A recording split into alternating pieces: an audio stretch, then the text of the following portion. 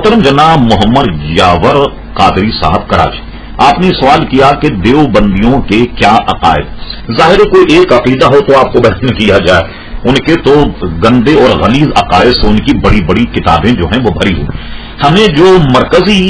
ان سے اختلاف ہے وہ چار باتوں سے ہے، اور وہ چار علماء خلیل احمد امبیٹوی، رشید احمد گنگوہی، مولوی محمد قاسم نانوتوی اور مولوی اشرف علی تھانوی۔ ان چاروں کے مندرجات یہ ہیں جن کو میں بالترتیب بیان کرتا ہوں۔ مولوی اشرف علی تھانوی صاحب نے اپنی کتاب حفظ الایمان میں نبی کریم علیہ السلام کے علم غیب پر کلام کرتے ہوئے بے عینی یہ جملے انہوں نے اپنی کتاب میں لکھے۔ تھانوی صاحب لکھتے ہیں، پھر یہ کہ حضور کی ذات مقدسہ پر علم غیب کا حکم کیا جانا بقول زید صحیح ہو تو دریافت الامر یہ اس غیب سے مراد کل علم غیب ہے یا بعض؟ اگر بعض علوم غیبیہ مراد ہیں تو اس میں حضور کی کیا تخصیص؟ ایسا علم غیب تو ہر پاگل، ہر مجنون، جملہ بھائم اور جناب جملہ مجنون کے لیے بھی حاصل چاہیے کہ سب کو عالم الغیب کہا جائے۔ اس عبارت میں تھانوی صاحب نے بلا شبہ نبی کریم علیہ السلام کے علم غیب کو جانوروں، پاگلوں اور مجنون سے تعبیر کیا ہے، جو یقیناً نبی کریم علیہ السلام کی توہین کے زمرے میں آتا ہے۔ مولوی محمد قاسم نانوتوی صاحب نے اپنی کتاب تحذیر الناس میں ارشاد فرمایا کہ نبی کریم علیہ السلام کے بعد بھی اگر کوئی نبی تصور کیا جائے تو خاتمیت محمدیہ میں کچھ فرق نہیں آئے گا۔ مجھے بتائیے یہ کیسی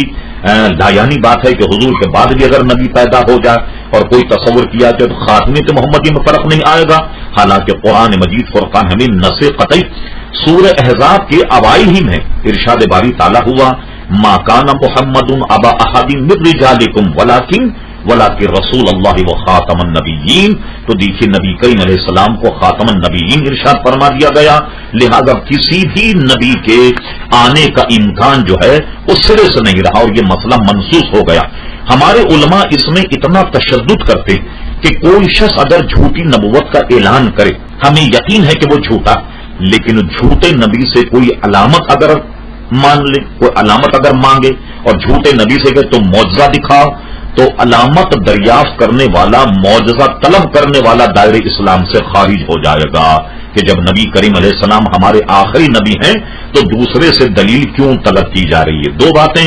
تیسری بات آئیے، مولوی خلیل احمد امبیٹوی صاحب نے اپنی کتاب براہین قاطعان نبی کریم صلی اللہ علیہ وسلم کے علم کو ملک الموت بلکہ شیطان سے بھی کمتر قرار دیا ہے، جو یقیناً نبی کریم علیہ السلام کی توہین ہے، لہذا ان کی بھی علماء نے جو ہے وہ تکفیر۔ رشید احمد گنگوہی صاحب نے اپنی کتاب فتاوی رشیدیہ میں یہ تک ارشاد فرما دیا کہ اللہ تبارک و تعالیٰ چونکہ تمام اشیاء پر قادر ہے، واللہ علی کل شیء قدیر، تو ماننا پڑے گا کہ اللہ تبارک و تعالیٰ جھوٹ بولنے پر بھی قادر ہے۔ تو مجھے بتائیے جھوٹ جو ہے وہ عیب ہے، اور عیب اللہ تبارک و تعالیٰ کی ذات میں کیسے جمع ہو سکتا؟ لہذا ان کے ان بد عقیدگی کی بنیاد پر اعلیٰ حضرت فاضل بریلوی رحمۃ اللہ علیہ نے فتاوی حسام الحرمین مرتب کی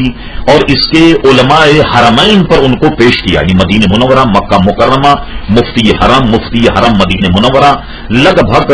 30 اور 32 مفتیان کرام نے ان عبارت پر کفر کا فتویٰ دیا۔ یہ فتاوی حسام الحرمین 1326 میں مارز وجود میں آیا۔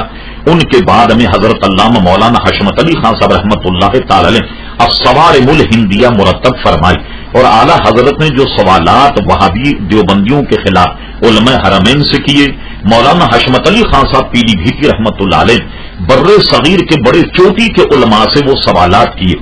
تو بر صغیر کی چوٹی کے تقریباً 250 علماء کرام نے تکفیر کی اور یہ کہا کہ یہ عقیدہ جو رکھے وہ دائرے اسلام سے خارج ہے۔ تو آپ اگر اس کا علم جاننا چاہتے ہیں، معلومات کرنا چاہتے ہیں، تو اعلیٰ حضرت فاضل بریلوی کے حسام الحرمین اور حضرت علامہ مولانا حشمت علی خان صاحب رحمۃ اللہ علیہ الصوارم الہندیہ کا مطالعہ فرمائیے۔